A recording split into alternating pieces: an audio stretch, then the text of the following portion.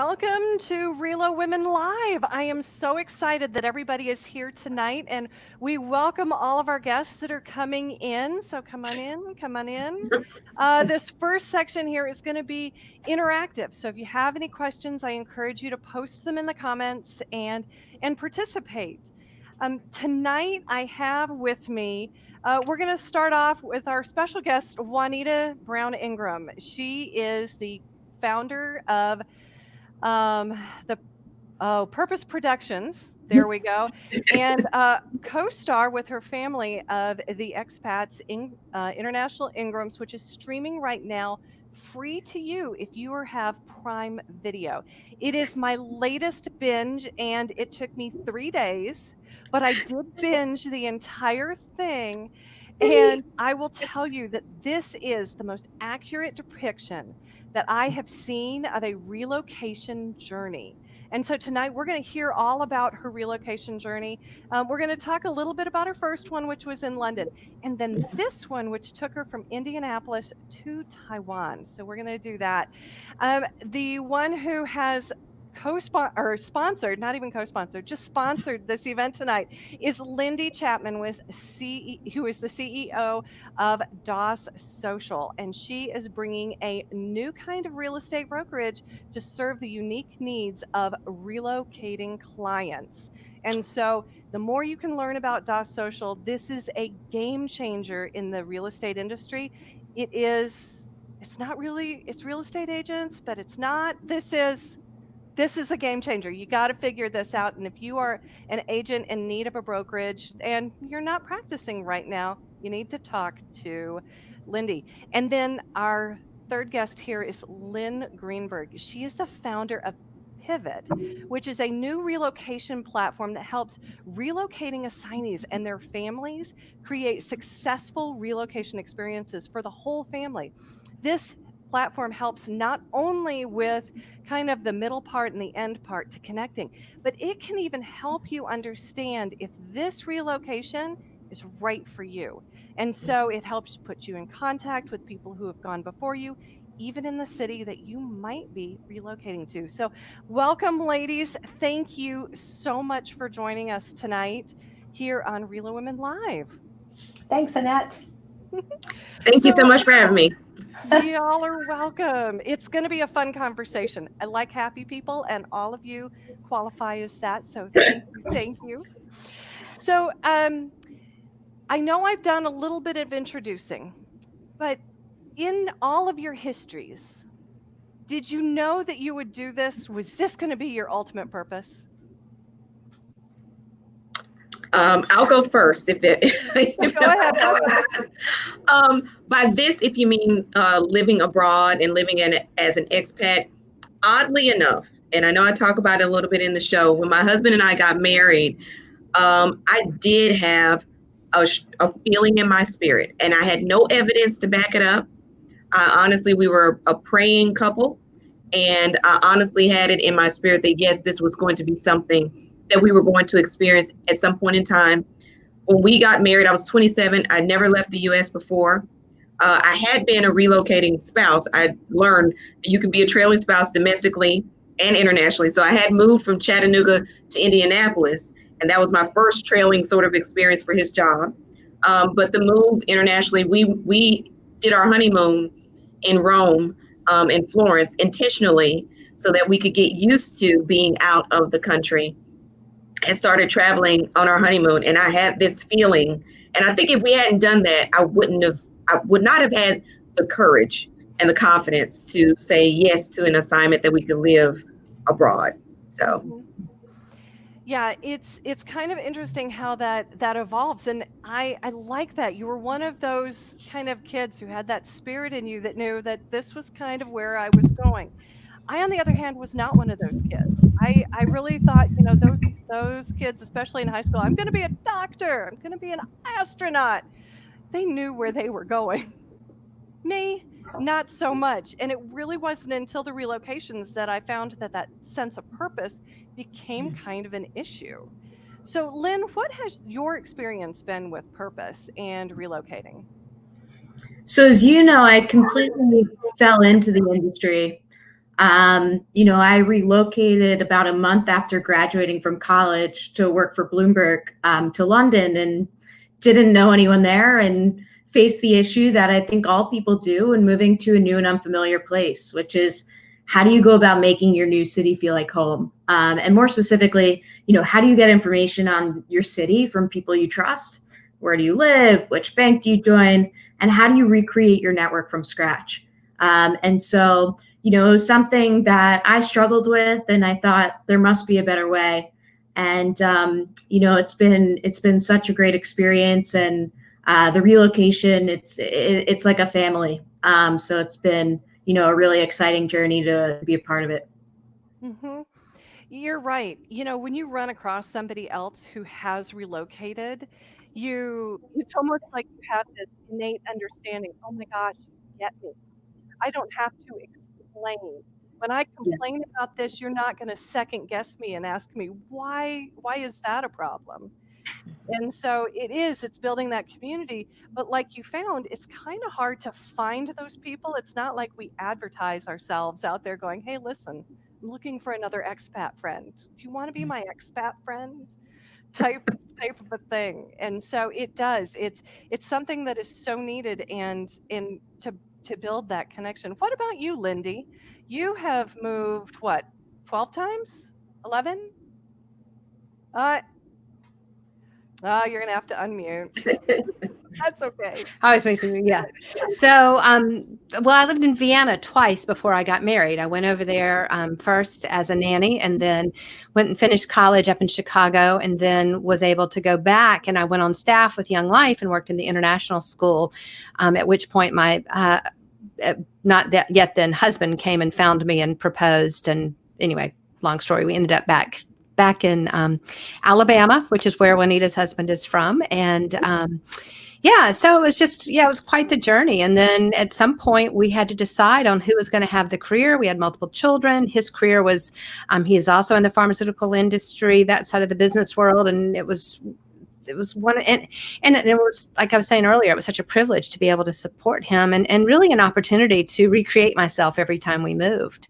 I do want to say hello. We have a lot of people on here today, and I just want to say hi. Janet Turner is on here, who is in the relocation industry.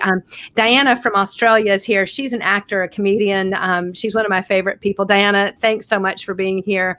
Y'all connect with her if you've not. Amy Jacobs, who loves relocation clients and does such a great job serving them in Dallas. Laura Gasian, who is, if you want to know anything about New York City or where to eat in New York City, connect with Laura. And she can also sell houses. Natalie is on here. Natalie Webster, thanks so much for being here. Anyway, thanks everybody for being on. It's nice that you're not watching the football game, the big national championship tonight, but I guess when you are expats and in that world, maybe football's not that important. Christy is here, and Brittany Williams. So thanks everybody so much for being here. But yeah, I think Juanita's story resonates so with me, because I just love how she is a force to be reckoned with on her own. And she's taken this experience, though, and found ways to create herself with these crazy moves that they've done. Oh, well, thank you so much for saying that. I definitely, even though I had an inclination and certainly felt that we were going to have this particular type of experience, you think and then you experience it. And then there's nothing that really, I won't say there's nothing that can prepare you for it. I think shows like this, conversations like this can prepare you for it. I wish this had existed for me 9 years ago when I first started my journey. I had absolutely no idea what it really entailed. I knew I'm a woman of faith, so I knew that this was what God wanted us to do. I knew this was the path that He wanted us on. It was a great opportunity for my husband's job. It was a promotion every time. These were not lateral moves. So every time it was a promotion, and it was the right choice for the family. But, and I say this all the time, being a lawyer, we don't tote well. We don't travel well. We kind of get qualified in a particular jurisdiction. And I, went straight through undergrad, and being from Tennessee, and went straight through undergrad, did my JD MBA, sat for the bar exam. You don't do all of that because you don't want to be a lawyer. So it's one of those things where I didn't really think through it in terms of what it meant for me and my purpose and what it was going to mean when I stepped away from the practice of law, the traditional practice of law. I was dead set on, I'm very committed and still to family and what it meant for my family and what it meant for my husband and my children. And it has been the best decision we've ever made. I don't regret it at all. It was a journey to navigate what it meant for me as an individual. And that's the biggest challenge, is because we as moms are so very interested in continuing the journeys of our children and our family and our spouse. And we're so focused in on that we lose track of who we are. And we think, oh, we'll just make it work. We'll just make it work. And, kind of by the seat of our pants. But we put, the difference in experience is stark, because look at all the effort and the planning that we put into these other people. And, when we just think we're going to do it by the seat of our pants, we get those kind of results. Yeah. And so it does take courage. Yes, Diana, thank you.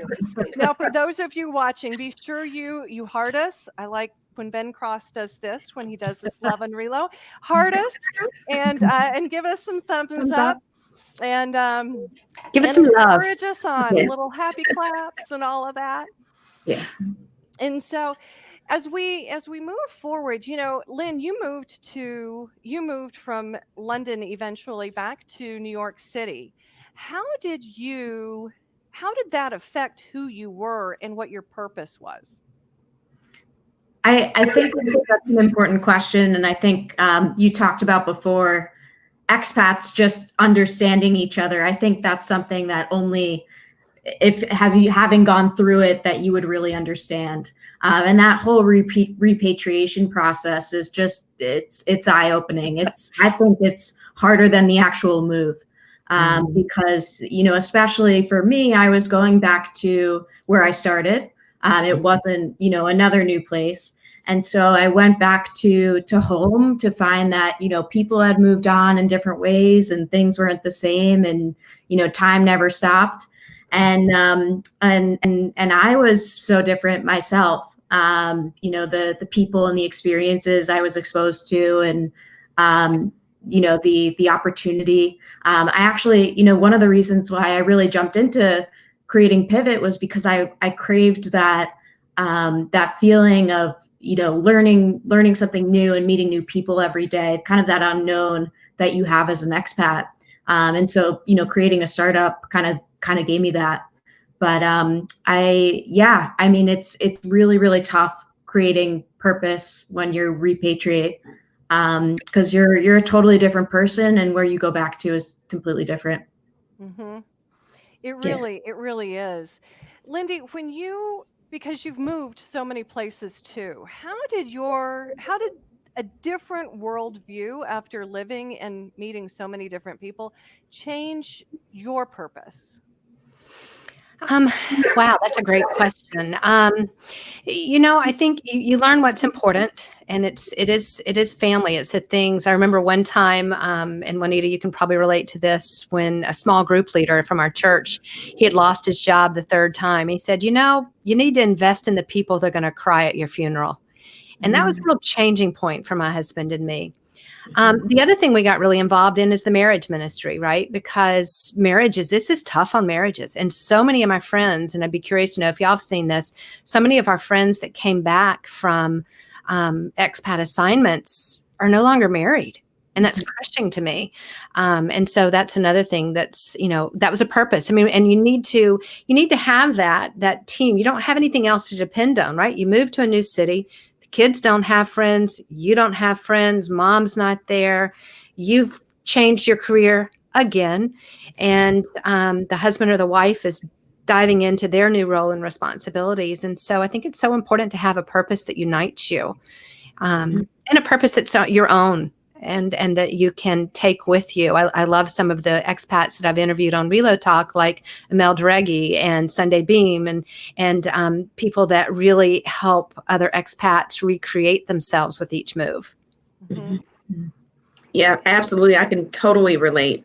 to that. Sure. I think this show was actually our uniting purpose in going over to Taiwan. It definitely, served as quality family time, even though there were cameras present, but it was an excuse for us to go out and eat, an excuse for us to explore different places in Taiwan, an excuse for us to have certain dialogues. And not that we needed the excuse, but it just made it a lot more cohesive and fun.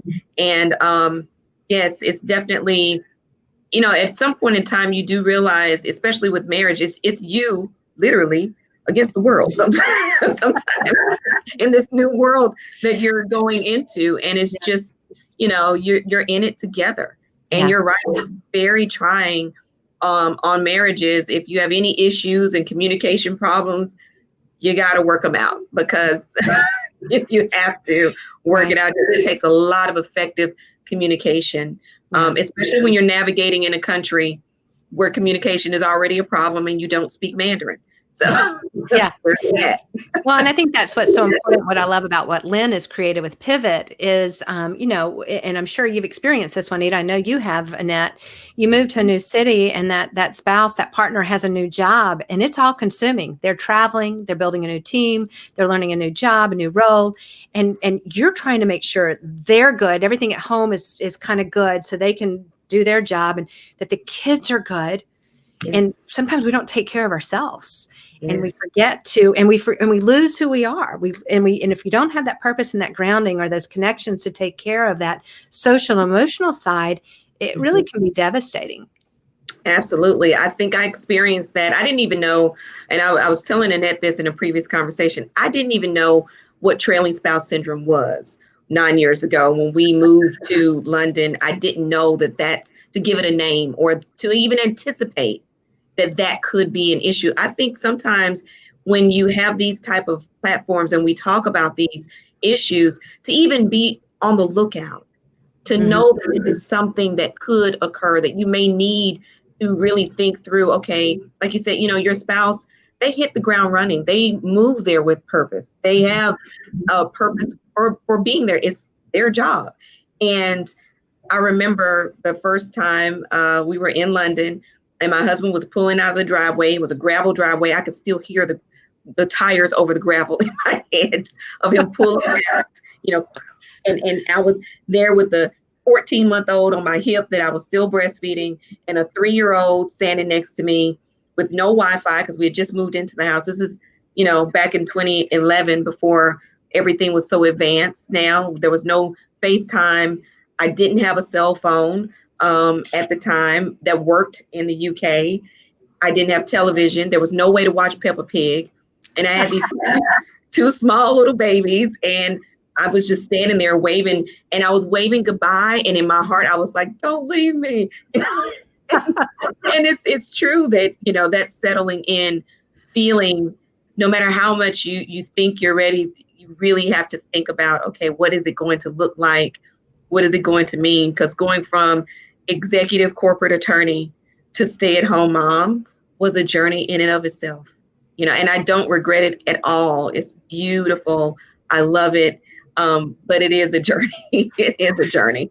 But it is one of those things where you have to redefine your whole purpose, because the previous purpose told you what you're supposed to do.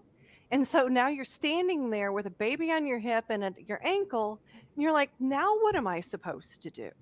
Yeah. And I think that's what people lose sight of is, purpose is something that for many people who stay in the same community year after year, it evolves over time. And so they may not even be conscious of it or have it defined in their own head. But once you relocate, once you uproot everything and you land it someplace else, and part of who we are because of what we did and who we knew and who we did it with is gone. Yes. It's like, now what? Yeah. Now what do we do? And that's what makes this conversation about purpose so impactful, because like you said, when you don't know that trailing spouse syndrome is a thing, you just suffer through it going, what's wrong with me? What's wrong with me? Yes. I honestly sat in this particular chair in our living room for 4 months and just cried.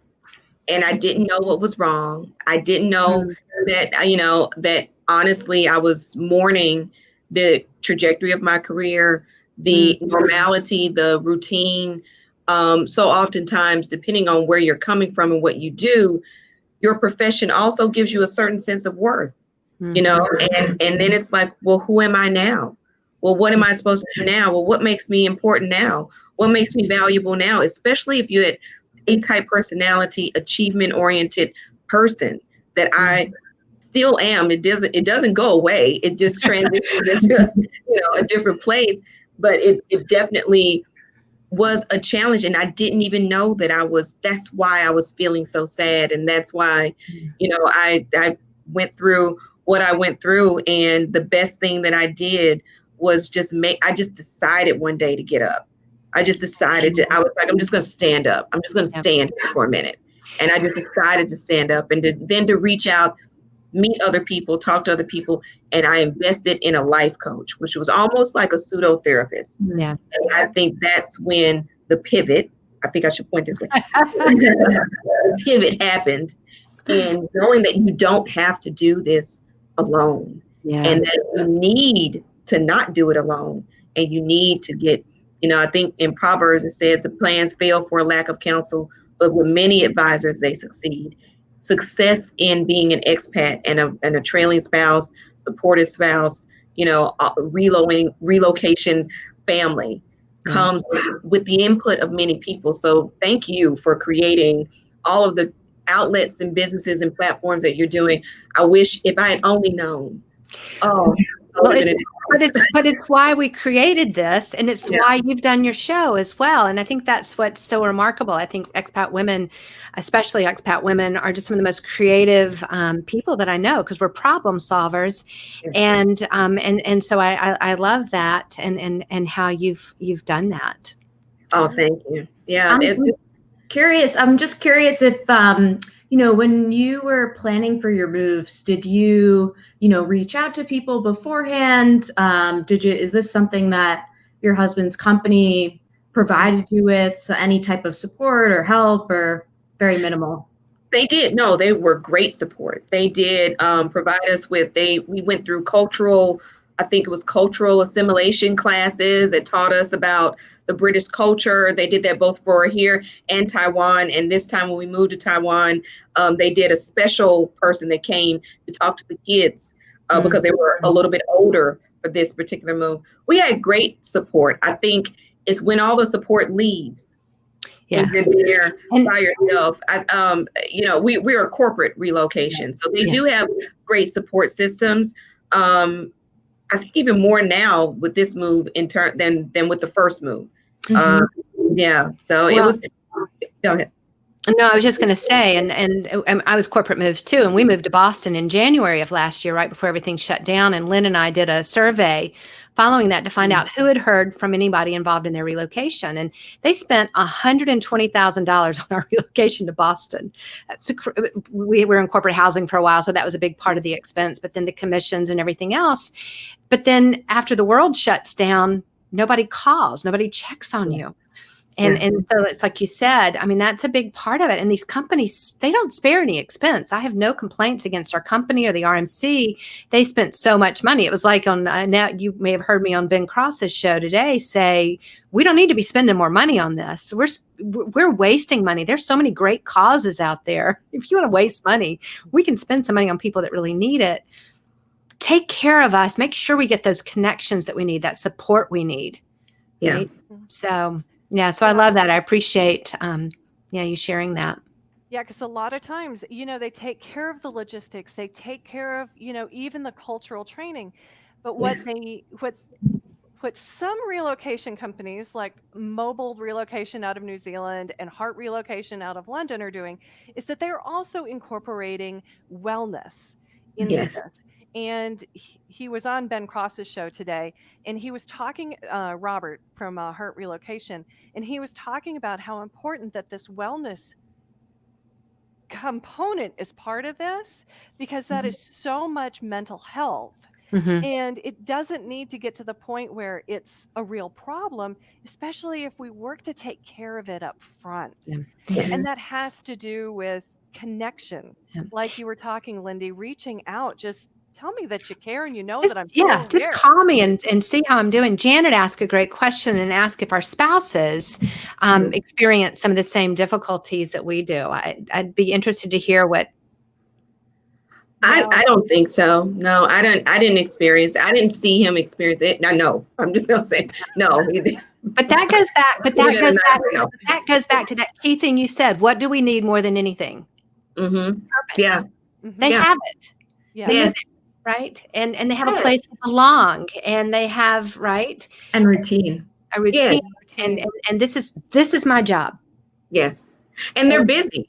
They're extremely busy. And most of the time, these are new positions that come with a lot of responsibility. Like people, Keenan was barely in the show. I mean, he was so busy. I had to literally pencil in and schedule to film with him and be intentional about, okay, these series of weekends are all that I have to include him even in this show. Like he was an extra, because he's busy.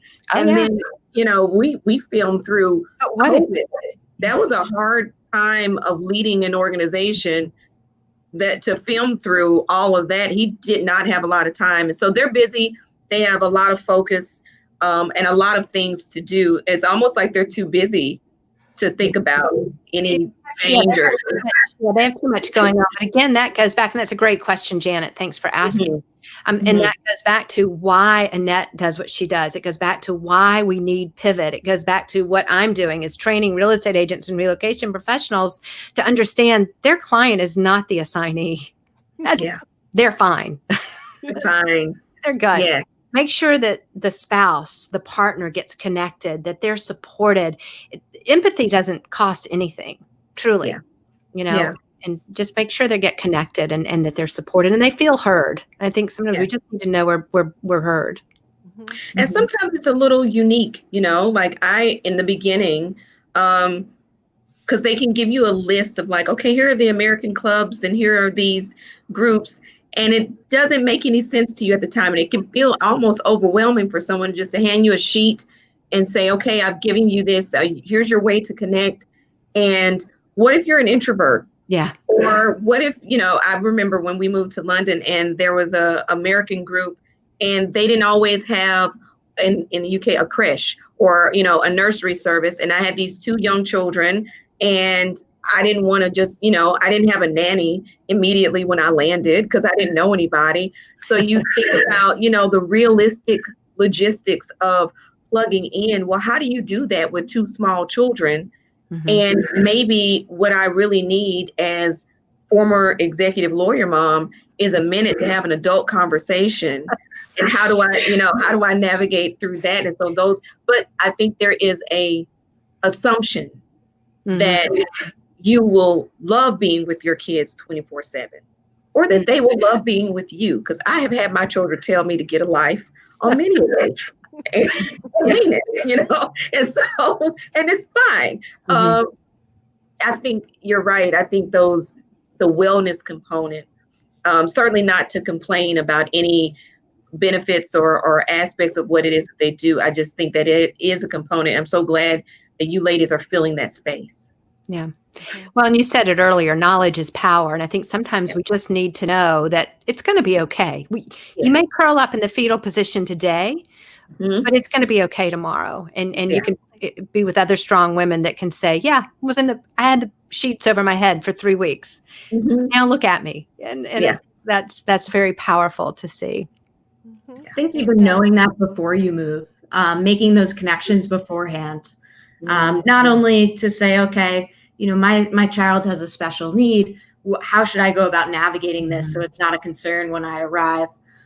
Or can we meet up when I get there and have a coffee on the first week when I feel really disjointed and lonely? And I think one of the best one of the only parts that's good about COVID is I think that companies are starting to recognize that, well-being has, a huge place in their ROI. And also that's what people need and that's what people want. And I think it's going beyond the employer. I think they're really taking note into, job embeddedness, which extends the benefit beyond the actual employee and gives it to the spouse, and really, focuses on the family as a whole. And I hope that's something that doesn't go away. Mm-hmm. Mm-hmm. Yeah. You are so right. Yeah, because COVID has brought us to that point where our emotional health is everywhere. Yeah. And I see it more in relocation and in the relocation discussions in the last year, whereas I really didn't see it before then. And so if Yeah. there is an upside to COVID, which luckily there are many, it is that. It is that. So Yeah. I'm going to sign off for Lynn and Yeah. Lindy here. Thank you Thank so much you. for joining me. And then we're going to continue the conversation. Yeah, so with hang Juanita on and Brown stay Ingram. there and keep Yeah, coming and stay keep your here. questions coming. Yeah. And I'm going to go to the background and take Lynn with me. So Juanita, nice to meet you. Have fun. Pleasure meeting you as well. so Thank much. you. Thank you. So as we reset here, we are with Juanita Brown Ingram. She is the founder and co-star with her kids and her husband of the Expats International Ingrams, which if you have Prime Video, you need to start binge watching this today. It only took me 3 days. Now there are 20 episodes, so I really committed to this. But Thank you. it is the best representation of the relocation and expat journey that I've really ever seen. And granted, there is not another video series that No. covers this. There are a number of exceptional podcasters that will speak to Yes. this, but this journey in Technicolor really kind of brings it all front and center. And so, I really appreciate you putting in the time and effort to creating this. And so one of the things that people might not know about you Mhm. is how you and I got connected, which you knew. Now, I have a girlfriend, Natalie Webster, who is streaming with us tonight. Mhm. Her sister competed against you for Mrs. World in San Juan. Yes, And to her chagrin, you won. I did. I did. And I remember that. Someplace. Yes, I do. Yes. Well, there's the doll back there. So I got my own custom Barbie doll made. That. Yeah, I got, and it says Mrs. World International on it. So there's my doll. That's a different crown from a different pageant. My other crown is in the room. It stays in like a vault because I got real pearls on it and stuff. So I try not to let it be out too much. But yeah, I keep the doll on the shelf. But yes, I remember. It's funny, the connections that you make in life. I remember that vividly. And it's interestingly enough, when you talk about purpose. So I had always, I'd done Mrs. pageants in the past. So I didn't even know in the beginning that there was such a thing as the Mrs. level. So you know that there's a Miss, a teen, and there's a Mrs. or Ms. for married women and widows who want to continue to compete or, bring attention to a particular charity. Dress for Success has always been my charity of choice. So I've raised money for them. And then I went on to be a founder of the affiliate in London. And I was living in London at the time. But interestingly enough, what really got me up off the couch was the pageant, because they contacted me and asked me to compete. And there's no come to Jesus moment in terms of focusing on yourself and health and wellness and working out like a swimsuit competition, because you have to walk towards the judges and walk away. So it was a nice motivating moment. And it helped me to find a reason to put one foot in front of the other. At that time, I had always been a lawyer. It was so much, and I still am. I just thought of being a lawyer in such a boxed way. And I had always had that identity, and to not be able to practice, to not go into the office, to not have clients, to not work 60 hours a week. Some people would think that's great.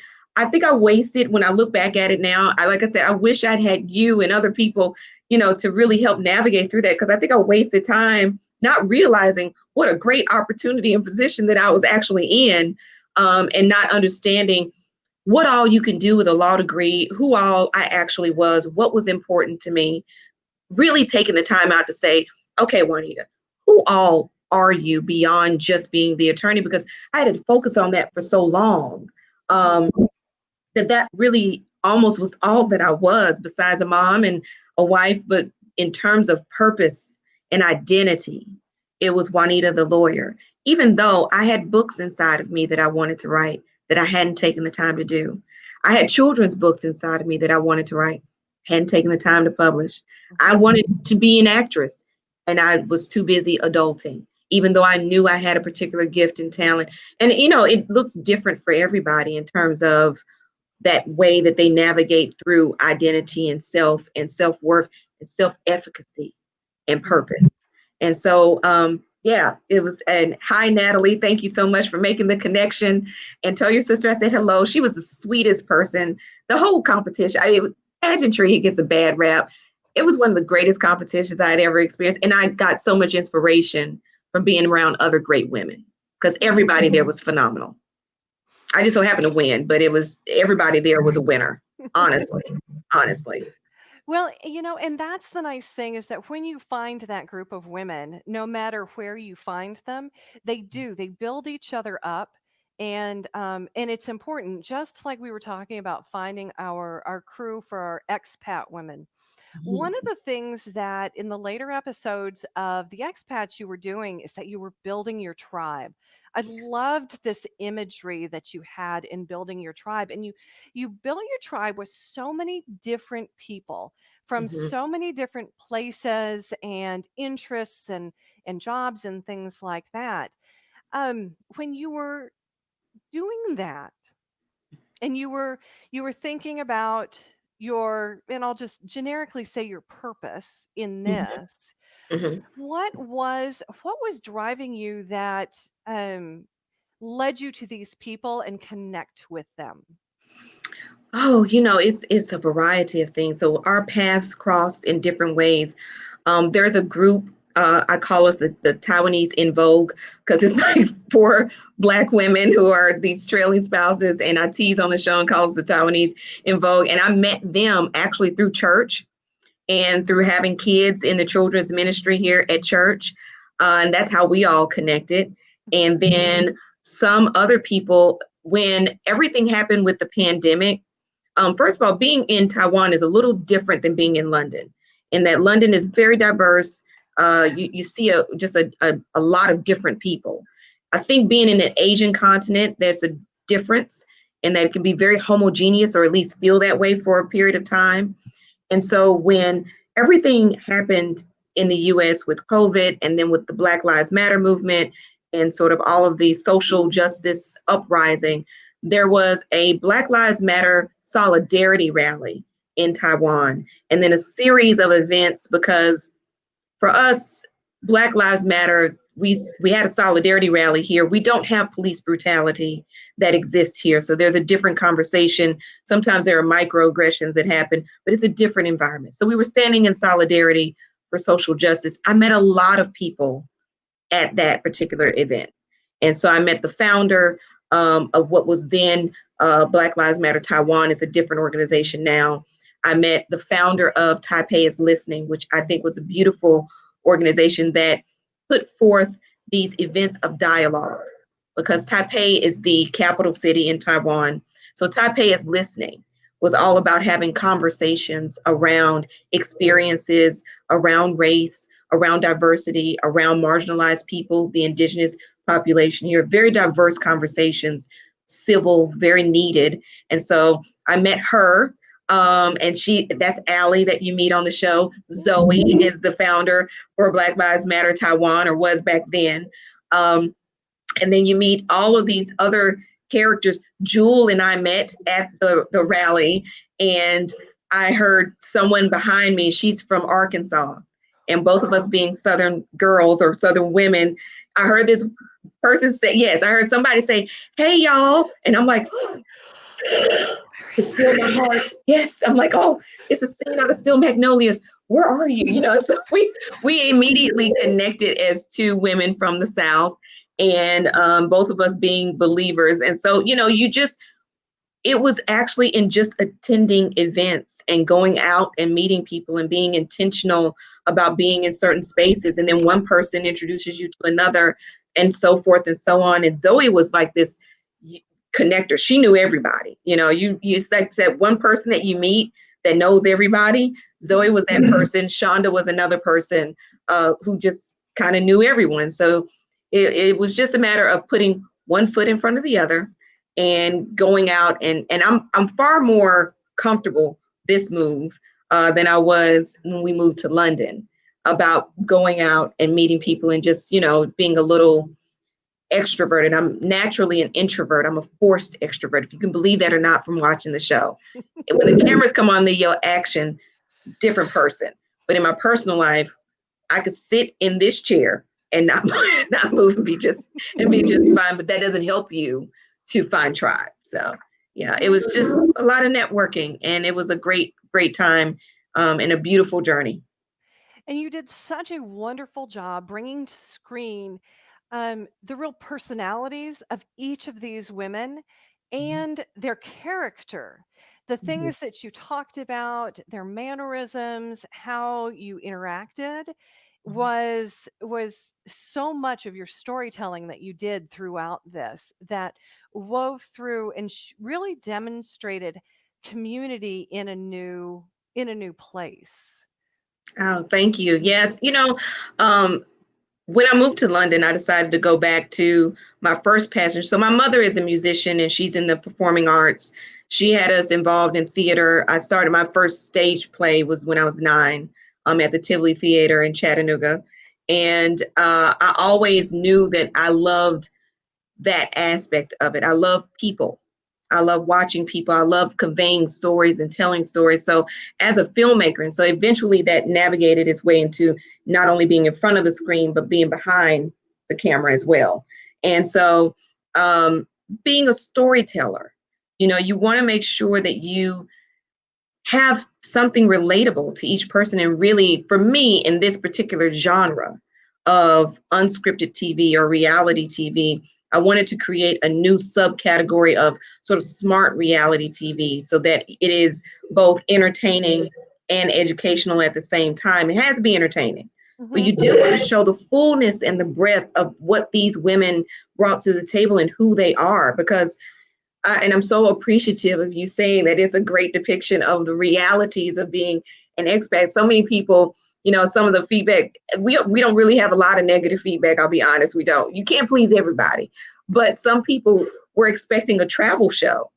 And to your point that you made earlier, you have wonderful travel influencers that are out there, wonderful blogs that are on YouTube, and you've got International House Hunters with HGTV. You've got all of these sort of travel specific, and I think that's the misnomer, that people think that expats, that all we do is move somewhere and then go travel all the time, and that's not. We have to live. We have to do real life. Or that once we have the house, then everything is fine. Everything is fine, and everything falls in place, and then we just travel. Because surely once you unpack, we don't have anything better to do. We don't have anything better to do, and that's not realistic. That's not honest. And so, and also, we filmed this during COVID. So some people were like, "Oh, I wanted more travel." I'm like, I wanted to breathe. So we weren't going to travel around the world during COVID. Sorry to disappoint you. You do get to see Taiwan and London and Singapore and a little bit of America. So we did film, in 4 different locations and countries. But once COVID happened, you will see a lot of Taiwan. And that's a reality, and I know that some people are so used to like storylines, so to speak, or, even though it's unscripted, it can feel a little scripted sometimes. This is not that show. It was very honest and real. And there were things, my production partner, Brittany Williams, is watching. She's on here with us. And she was here. Hey, Brittany. And she was here for like 4 months living with us, just to make sure that we captured everything, that when the movers came and half of our stuff that arrived wasn't supposed to be there. And the other half that did arrive was all broken almost, and that's how it goes. That's the reality. It's not all oh, let's just go travel and let's just go hang out. And we're on a long-term holiday. I think that's the idea that some people have. And it is great. It is a wonderful experience. And it does give you an opportunity to travel and go to different places. My kids have been to 23 countries, and then most of that is due to the fact that we've been located so closely. When we were in the UK, we went all up and through Europe, and even in the first 4 months that we were here before COVID happened, we went to Philippines, Singapore, Japan, and there's one more that I'm missing that I'm forgetting right now, but we traveled, and that's part of it. That's not all that you do, though. You do have to go to school. You got to figure out how to go to the grocery store. You have to go to the doctor. Things happen, Everyday life. Everyday life. I want to give a shout out to both Brittany and Tamika for participating. Hello, ladies. And then Christy Martin asked a question a little bit ago. And I know that she is very interested in potentially relocating someday. What personality traits help you relocate successfully? What have you seen in yourself or in other people? And what's innate and what can be learned? Kind of a big question. Yeah, that's a big question. It's a good question, too. I think what I have developed that helped me in this journey was the ability, and I don't know if this is a real personality trait. I'm not really trained in that area. I have a friend who's a psychologist. I get free therapy from her all the time. But I think what really helped me was to have the ability to have perspective, have the ability to keep things in perspective so that I am always balanced and always centered, or at least trying to be. So perspective, what I mean by that is I had a professor one time that told me, if you hold a quarter up to the sun, it'll look like it's the same size. But in actuality, the quarter is not the size of the sun. It's your perspective. What I had to do, because there are so many hurdles, and sometimes if you lose perspective or your perspective is skewed a particular way, you'll miss the beauty of the moment and being in the moment of where you are and seeing the opportunities, not to invalidate your feelings, not that that is not really happening, not that it's not important, but my ability to overcome those real moments was developing that muscle of perspective and the personality trait to surrender when you don't have it all together and to not be apologetic or shy about asking for help. So whether that's getting a life coach, getting a consultant, going to therapy, you don't have to figure it all out. You don't have to hold it all together by yourself. And I think that there is strength in being able to just say, I'm not okay. I am not navigating this. Can someone please help me? This is what's happening. And just raising your hand and saying, help. Mm-hmm. And that takes humility. That takes strength to really say, I don't have it all together. That takes confidence to know that you're okay. Even when you're not okay. How did that, I really like this in concept. And could you take this through to when your things did show up and half of them were supposed to be in the States and the other half were broken? How did this help you walk through that and stay real without fighting or resisting just what was going on and really delaying you from walking through it? Yes, I think having a good sense of humor might be a good personality trait as well, because I just thought that it was utterly hilarious that this could go so wrong. It's like, so wrong. And honestly, keeping things in perspective in the sense that, okay, there are certain things that I can replace, certain things that I can't replace, but that's what insurance is for. There's some things that they broke. The only things that mattered to me were not the expensive things. It was like heirlooms, or my grandfather had given me a table. My grandfather passed in 2018. They broke it broke it. I can't get that back. That was the only thing. But then I just reflected on the fact that, but my grandfather is watching me right now, and he's super proud of me. And, you know, I will wood glue this table back together as best as I can. And when I look at the scars, when I look at the breaking points, I will look back on it and laugh and say, you know what, we got through it. Honestly, the show really helped, because I'm like, good TV, you know. I'm like, you know what, this is really horrible. Run the cameras. Let's just, you know, because it gave me purpose to say, okay, I know I'm not the only person that has this happen, you know, this has happened to. I'm not the only person, and that this is, we're all still here. We're healthy, you know, we're in a beautiful location. Life will go on. I can buy new trinkets. I can buy new things. That's what insurance is for, even though they give you the depreciated value. I won't go into that, but you know, you can replace things. And it's frustrating, and you don't have to deny your feelings of frustration.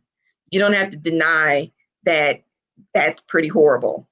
But it was funny at certain times too. And if anyone sees the moving scene, you'll know why it was funny. It's hilarious. I'm sorry. I will say this. Yeah. I have a very strong sense of humor, almost to the point of being inappropriate. So I will laugh at anything. And I find a lot of things funny. I think that makes for a good, you know, director, storyteller. I just find the humor in a lot of things. And so, you know, it was funny to me to a certain extent. It was sad, but sometimes you laugh to keep from crying. You know, I think Brittany said Juanita is super flexible. Yeah, you know, I am the person that will take lemons, make a lemonade, then make a lemonade stand, then make a lemonade empire. Because what else am I going to do? Start employing a bunch of people to make lemonade.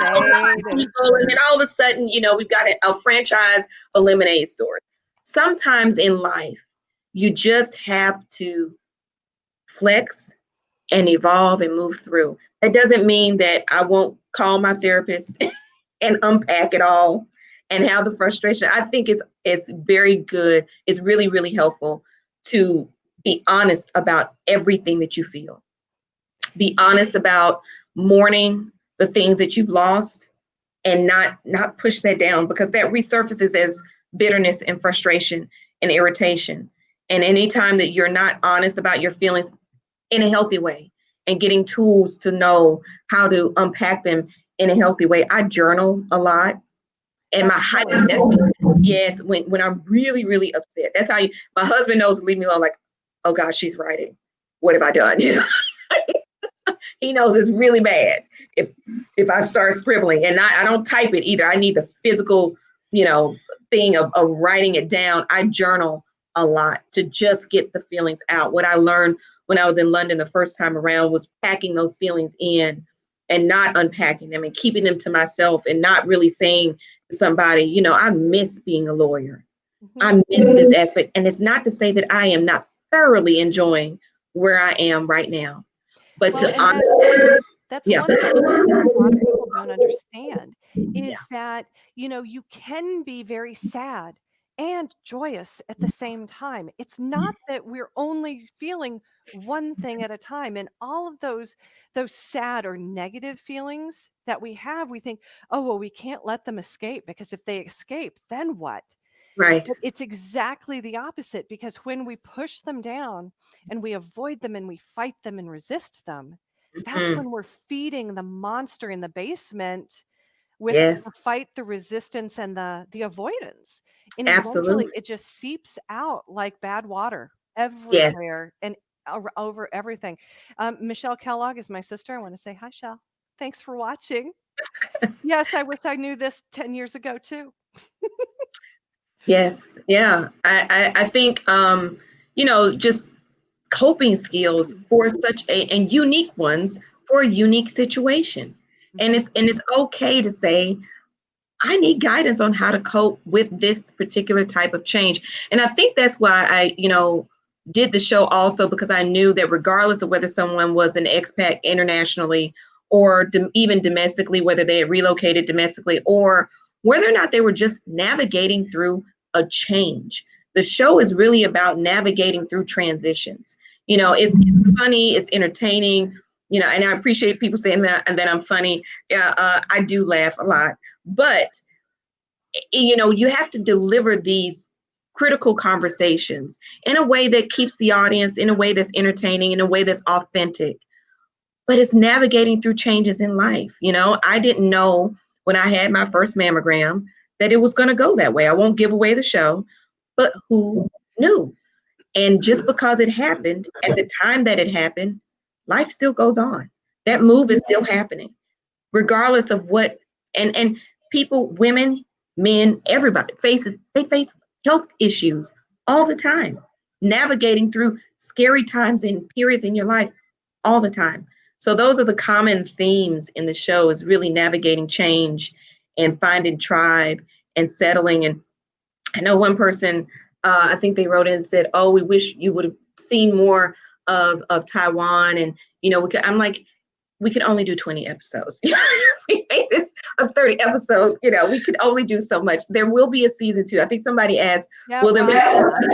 Yes, there will be. There will be a season 2. Your streaming helps fund season, because this is an independent project. I mean, I created it, directed, co-directed with Brittany, produced it, funded it individually. And I knew when we were getting ready to go out back into the expat world, I decided to dedicate and save the large majority of my last year, what would have been my salary, my last year, and say, okay, now is the time. I had the idea for the show about 5 years ago, and the timing was just right with this particular move.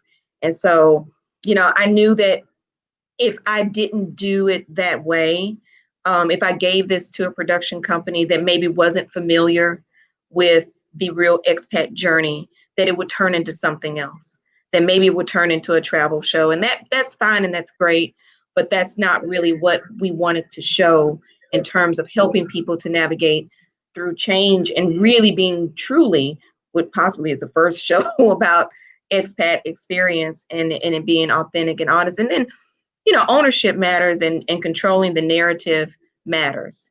And luckily now we have streaming platforms that, the world has opened up in terms of your ability to get forward or bring forth stories as a filmmaker, the opportunity to bring forth narratives of underrepresented people.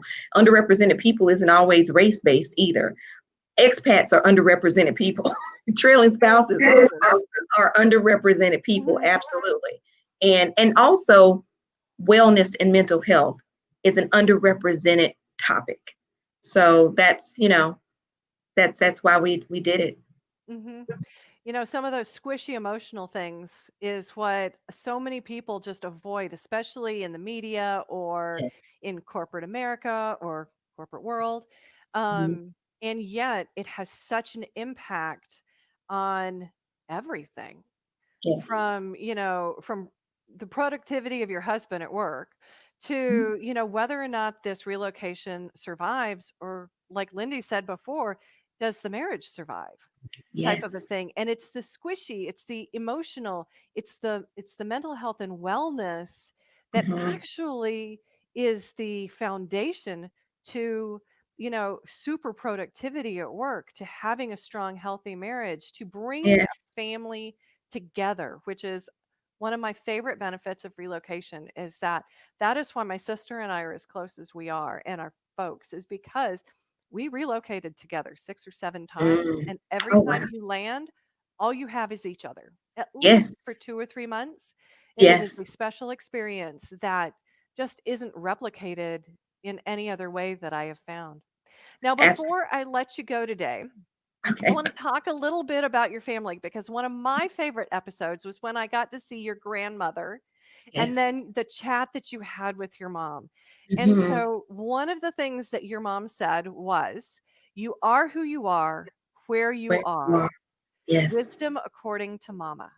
Could you talk a little bit about that?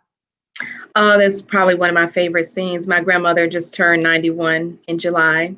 I am named after my grandmother, so her name is Juanita Tinker.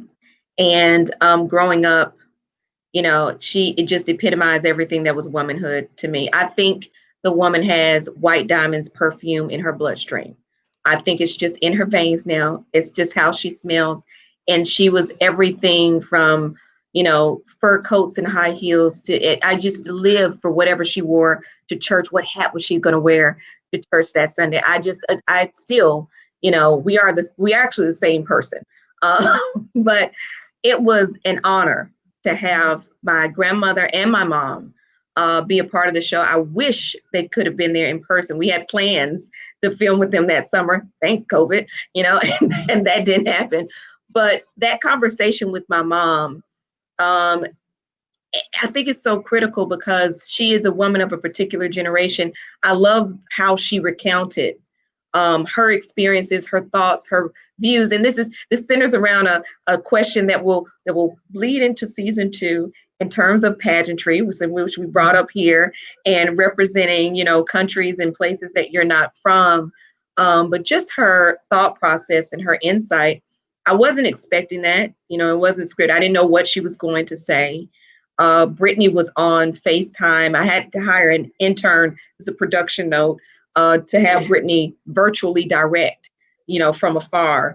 And we were silent afterwards. It's a very deep conversation about valuing self, but then at the same time, existing in your own identity in a foreign land, honoring those in the places that you are, but still feeling confident and worthy enough to be your full self exactly where you are. And, no one can give you wisdom like mama can, mom and then grandma and, my grandmother's their great grandmother. Nobody can really make you feel at home, make you feel comfortable, and really help you navigate and give you the wisdom to navigate through issues like your mom and like my grandmother, whom, I don't know if my grandmother has ever left the United States, but yet she's just like this wealth of knowledge and wisdom. And she and I would talk for hours growing up, and that's just who, I have so many sayings from her and so many, and she was one of the individuals when I first moved that told me, baby, don't worry about what anybody else says. Do what's best for you and your family. And always know that you are who you are. And you don't have to shrink. And you don't have to play down. And you don't have to fit in anybody's box. And you don't have to worry about anything. And to give myself permission to just be myself. I remember one time I was talking to her about whether or not I should get a housekeeper. And my grandmother told me she had to have been maybe like 85 at the time. And she said to me, she was like, well, if you want to be as fine as me, because, grandmama looks good. When she starts speaking in third person, that's how you know it's real. And she was like, well, grandmama is fine. So if you want to live to be as fine as me, there's certain labor things that you just don't do. You should outsource that. You should definitely get some help and outsource. It's those wisdom pieces of nuggets. I'm just like, well, grandma, you are really pretty, So maybe I should get a housekeeper. Maybe I shouldn't take this all on myself. But it was a joy having them be a part of the show and share their views. It was an honor. And, I know my grandfather passed away in 2018 before this came to pass, but he was very much involved in us, in our lives when we were in London. And I know he's looking down and I know that he's proud. Mm-hmm. I think he is. You show honor in everything that you've done that I've seen so far, and I expect that that'll be what I see going forward as well. So, thank you, Juanita. This has been an amazing conversation. Thank you for everybody who has joined us tonight and everybody who listens to this on a replay later on. We are honored to have you here. And Juanita, I'm honored to have you here with me today. Thank you for agreeing to this. I've truly enjoyed your show. Is there anything else that you would like to add before you go? It's out, it's streamed now. First of all, thank you so much. It's an honor to be here. Thank you for having me, and on this platform. Thank you. And, it's out streaming now. I would like to say that Purpose Production is a 501c3 women-owned production company. And so the proceeds from streaming, I don't think it's our 3rd year in existence. I still haven't drawn a salary yet, and it's okay. All of our proceeds go to bringing stories like this, underrepresented narratives. We have a mission of empowering women, and 25% of the streaming proceeds will go to Dress for Success in London and Dress for Success in Chattanooga. So I just wanted people to know that as you stream and are entertained, that you're also empowering women all over the world. So thank you so much for everybody that supports the show, that gets the show. Even if you don't get it, I appreciate you anyway. I appreciate the streams. I appreciate the support.